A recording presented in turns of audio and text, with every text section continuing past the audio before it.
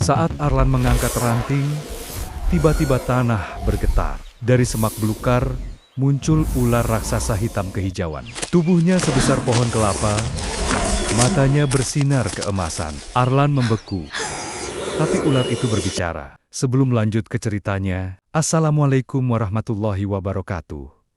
Halo saudaraku, dimanapun berada, mudah-mudahan dalam keadaan sehat dan selalu mendapat rizki yang banyak. Selamat berjumpa lagi di Cerita Misteri. Di edisi kali ini, menceritakan pengalaman anak kecil bertemu dengan ular raksasa. Buat yang baru menemukan channel ini, jangan lupa like, komen, dan subscribe, agar channel ini dapat berkembang dan menyuguhkan cerita-cerita yang lebih seru dan mencekam. Selamat mendengarkan kisahnya.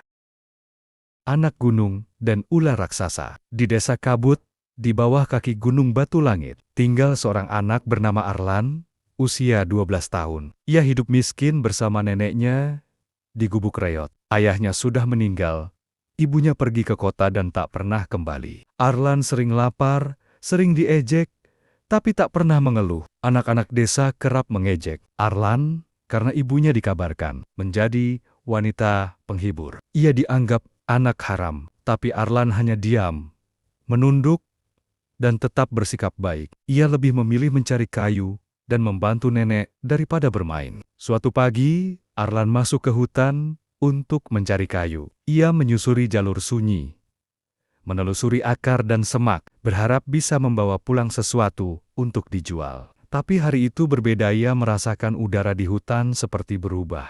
Saat Arlan mengangkat ranting, tiba-tiba tanah bergetar. Dari semak belukar muncul ular raksasa hitam kehijauan. Tubuhnya sebesar pohon kelapa, matanya bersinar keemasan. Arlan membeku, tapi ular itu berbicara. Aku tidak akan mencelakaimu, Arlan. Ular itu memperkenalkan dirinya sebagai Naga Giri, roh penjaga gunung yang sudah hidup ribuan tahun. Ia telah lama mengamati Arlan dan menilai hatinya suci dan pantas mewarisi kekuatan pelindung desa. Naga Giri menyentuh dahi Arlan dengan lidahnya. Tubuh Arlan bersinar emas. Ia pingsan dan terbangun kembali di gubuknya. Namun semuanya telah berubah.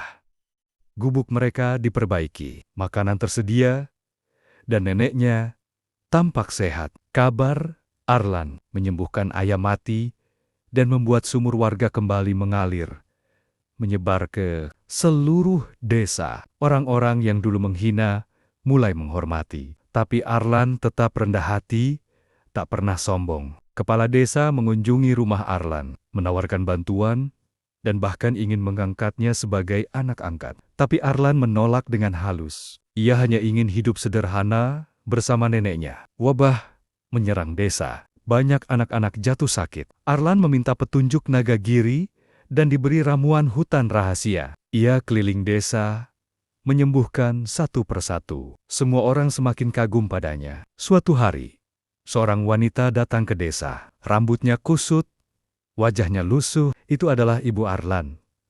Ia menangis meminta maaf. Arlan memeluk ibunya tanpa marah sedikit pun. Aku tak peduli masa lalumu, Bu. Aku cuma rindu. Warga yang dulu menghina ibu Arlan mulai malu. Perlahan mereka menerima kehadirannya kembali karena kebaikan. Arlan sudah banyak menyelamatkan desa. Ada seorang tuan tanah, Pak Rudin, yang tidak suka dengan Arlan karena merasa posisinya sebagai orang paling berpengaruh terancam. Ia mencoba memfitnah Arlan dan menyuap warga. Pak Rudin masuk ke hutan dan mencoba membunuh ular itu demi mencuri kekuatannya. Tapi Naga Giri muncul dalam wujud penuh dan memperingatkannya. Malam itu, Pak Rudin jatuh sakit parah dan tidak bisa bicara. Meski difitnah, Arlan tetap menyembuhkan Pak Rudin. Warga semakin percaya Arlan adalah orang pilihan. Pak Rudin pun berubah dan meminta maaf di depan umum. Arlan mengusulkan agar sebagian sumbangan dari warga digunakan untuk membangun sekolah gratis. Ia bahkan mengajar membaca dan menulis. Ia tidak hanya ingin jadi penyelamat, tapi juga penerang jalan. Nenek Arlan wafat dalam tidur. Arlan sangat sedih, tapi menerima kepergian itu dengan ikhlas. Ia membangun makam nenek di lereng bukit, tempat yang dulu sering mereka duduk bersama. Saat malam berkabung, cahaya berbentuk ular raksasa muncul di langit. Warga menyaksikannya dan bersujud. Mereka yakin Arlan memang dilindungi kekuatan langit. Arlan tumbuh menjadi pemuda bijak. Ia tidak pernah meninggalkan desanya. Ia tetap hidup sederhana, meski bisa hidup mewah. Ia menjadi guru, penyembuh, dan penasihat. Nagagiri mengunjungi Arlan untuk terakhir kalinya. Ia menyerahkan seluruh penjagaan gunung pada Arlan. Setelah itu, tubuh ular raksasa itu berubah menjadi pohon besar berkilau di puncak gunung. Suatu pagi di pasar desa, Arlan melihat seorang gadis asing menjual jamu dari gerobak kayu. Wajahnya teduh, tutur katanya lembut. Namanya Nila, gadis 16 tahun dari desa sebelah. Datang untuk membantu ibunya yang sedang sakit. Nila berbeda dari gadis desa lainnya. Ia tak terpesona oleh nama besar Arlan. Ia memperlakukan Arlan seperti orang biasa. Kau mau beli jamu? Atau hanya melihat-lihat, Kak? Tanyanya sambil tersenyum. Arlan hanya tertawa kecil. Sejak hari itu, ia sering datang ke pasar. Diam-diam hanya ingin berbincang dengan Nila. Hari-hari berlalu, Arlan dan Nila menjadi dekat. Mereka berbagi kisah hidup masing-masing. Nila kagum dengan kesabaran Arlan. Sementara Arlan merasa tenang setiap kali bersama Nila. Namun, banyak yang menentang. Beberapa orang tua desa menganggap Arlan terlalu mulia untuk menikahi gadis biasa seperti Nila. Tapi Arlan tegas, "Aku memilih bukan karena nama, tapi karena hati." Nila sempat ingin menjauh, takut jadi beban.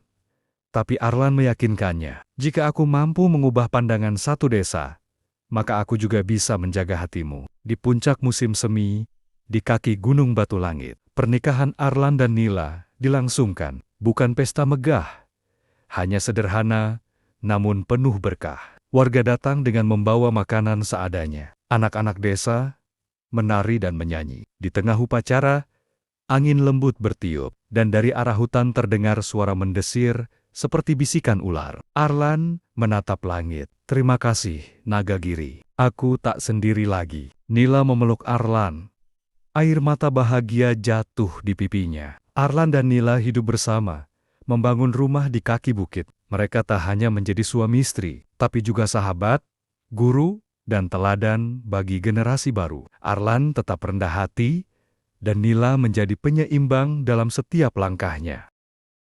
Di balik pria besar yang dihormati desa, ada cinta sederhana dari gadis jamu yang membuatnya merasa cukup. Dan begitulah Arlan, anak miskin yang dihina, tumbuh menjadi pria penuh cinta, kekuatan, dan kebijaksanaan ditemani oleh seorang istri yang menerima dia sejak sebelum semua orang memujanya. Setelah menikah, Arlan tak puas hanya dengan membantu warga. Menggunakan kekuatan dari Nagagiri, ia ingin menyembuhkan orang. Dengan pengetahuan nyata, maka ia masuk hutan-hutan dalam, meneliti akar, daun, jamur, bahkan bisa ular. Nila selalu menyiapkan perbekalan. Di balik senyum lembutnya, ia mendukung suaminya jadi lebih dari sekadar orang sakti, menjadi tabib sejati. Ilmu itu warisan. Jika kau mati tanpa mengajarkannya, maka hilanglah ia dari bumi, kata Nila suatu malam. Suatu malam, Nagagiri muncul dalam mimpi Arlan, membimbingnya pada sebuah pohon tua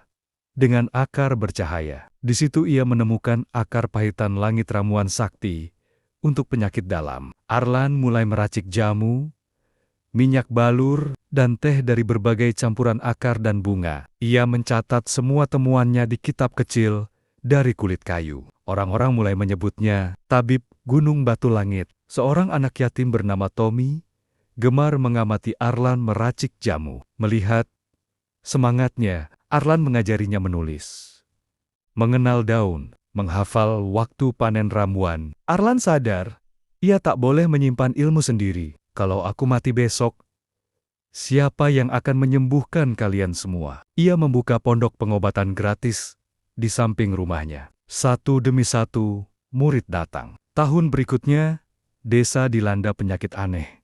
Kulit warga melepuh, tubuh menggigil, meski hari panas. Semua tabib desa tak mampu menyembuhkan. Arlan masuk hutan 3 hari, 3 malam. Ia berdoa, lalu menemukan jamur langit hitam di goa lembab. Ditemani suara desis ular mengingatkannya pada awal perjalanannya dulu. Ia membuat ramuan dari jamur itu, dan secara perlahan warga sembuh. Warga pun berkata, dia bukan hanya tabib, dia penyambung antara manusia dan alam. Kabar kehebatan Arlan sampai ke kota. Petugas kesehatan dan ilmuwan datang menemuinya. Tapi Arlan tetap bersahaja. Saya bukan siapa-siapa. Saya hanya anak desa yang dulu kelaparan, lalu diajari alam untuk bertahan. Arlan diminta mengajar di kota, tapi ia menolak. Ia lebih memilih membawa anak kota ke desanya, agar mereka belajar langsung dari hutan dan akar bumi. Arlan kini dikenal di seluruh Kalimantan sebagai tabib, guru, dan pelindung. Ia tetap hidup sederhana bersama Nila, yang tak pernah meninggalkannya, meski tawaran kekayaan datang silih berganti. Anak-anak mereka pun tumbuh mencintai alam, belajar menyembuhkan, dan memahami bahwa kesembuhan tak hanya dari ramuan, tapi dari ketulusan niat